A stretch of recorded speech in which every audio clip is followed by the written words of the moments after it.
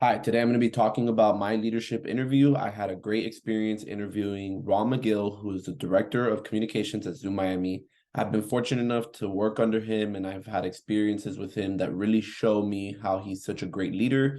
And you can really tell that he is humble but charismatic, very passionate about the work he does, and also, very concerned with the needs of others and with the success that he wants others to have.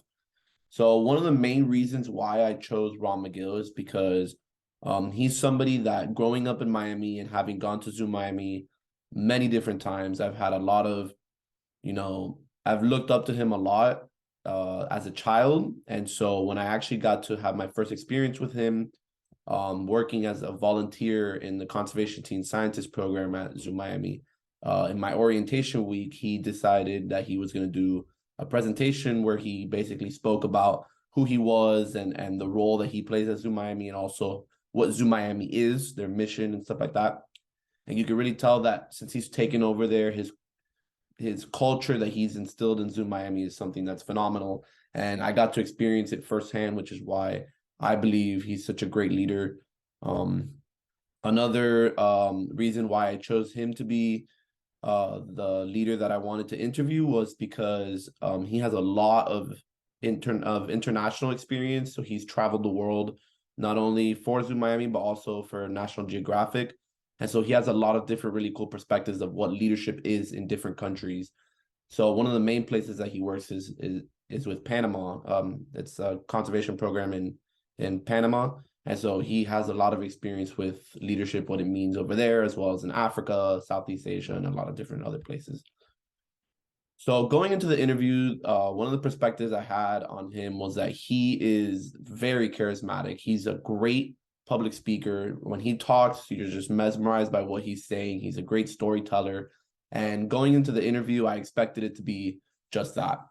So when during the interview, when he started speaking and I asked him questions and he started telling his stories, it felt a lot less like an interview and a lot more like just, talking to your grandparents or talking to your elders and like getting to hear their stories. And really, he's very relatable, so you get an idea of how his stories can impact you and how you may be going through the same experiences. So one example of this was in when he was here at the University of Florida. He studied zoology here at UF.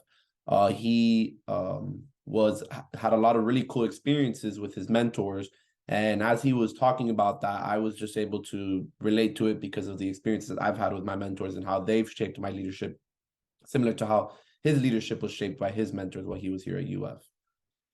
One of the key characteristics that we spoke about in the interview was servant leadership and participative leadership.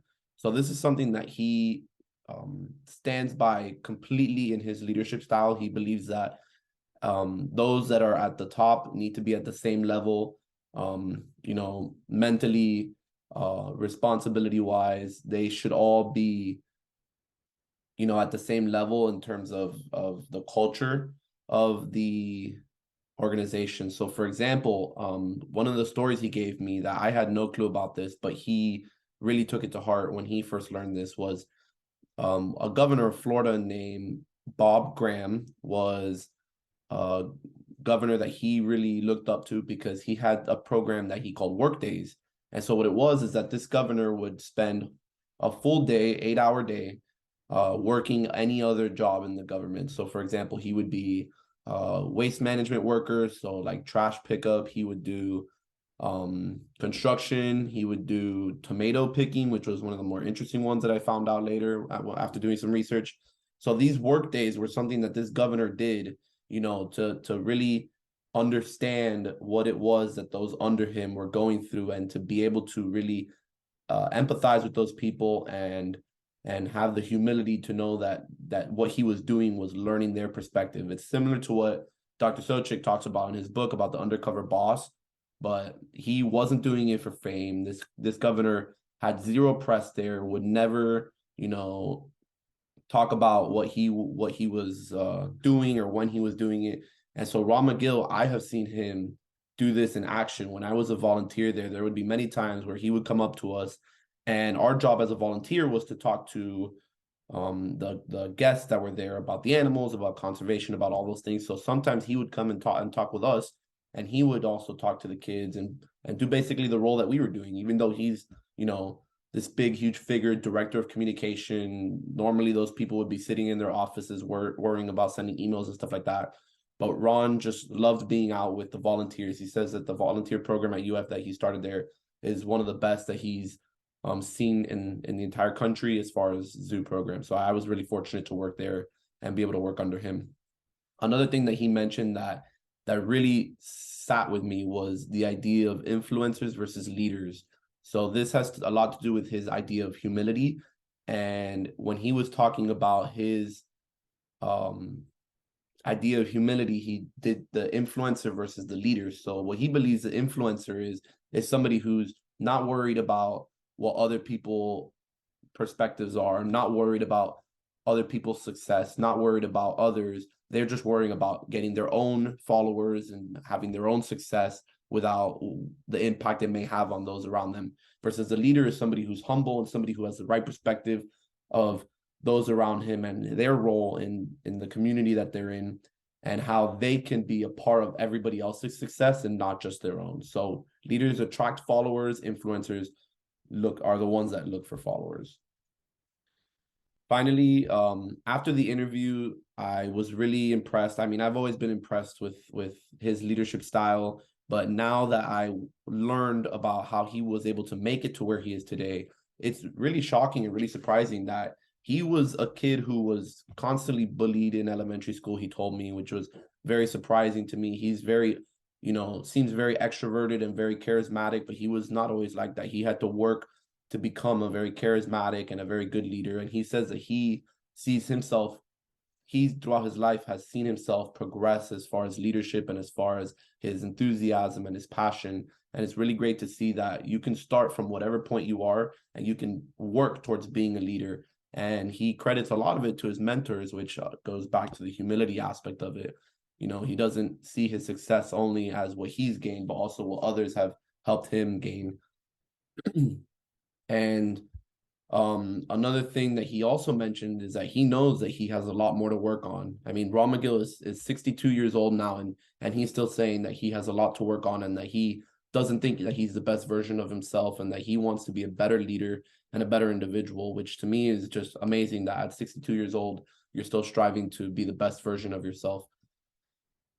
Some of the other things we talked about were the importance of gaining experiences. So he talked a lot about his experiences here at UF while he was working at the Florida Museum and at other labs. And he talked about how the mentors that he was under did a great job of allowing him to take initiative and allowing him to play an active role in his future. And so by being able to be hands-on and by being able to go out of his comfort zone and work to improve himself with his mentors, guiding him.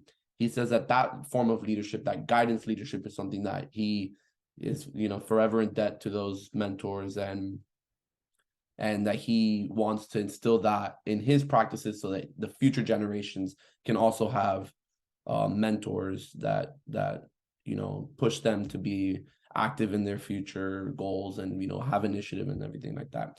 So I personally have been able to experience the leadership style that he has, practiced, and being able to see the background of it and the behind the scenes of how he was able to develop that and how he was able to become a better leader through work and through his experiences really has pushed me to want to do the same and improve my leadership and never think of myself as being done and through with the leadership process. I know that it has to continue to improve, and you have to continue to be a better leader through, working on your qualities, working on your weaknesses.